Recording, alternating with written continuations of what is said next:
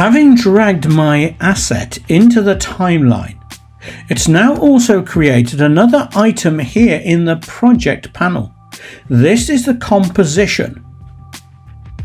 You will see up here in the top of the composition window that it tells me the name of the composition. I'm going to rename this. I'm going to do a right mouse click. I'm just going to call this Introduction.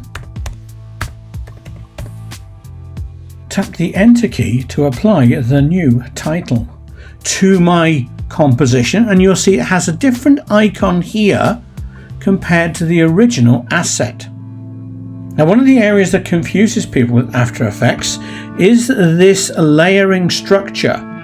If you're familiar with InDesign or Illustrator, you'll recognize this system of collapsible menus.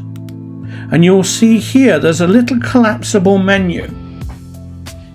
It drops down to show me all the transform features that I've got for this particular layer. And you'll see as I drop this down, I have all these different options displayed.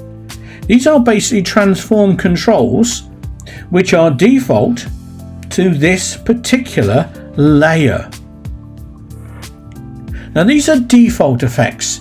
You can add other effects to any composition using effects and presets from the effects and presets panel.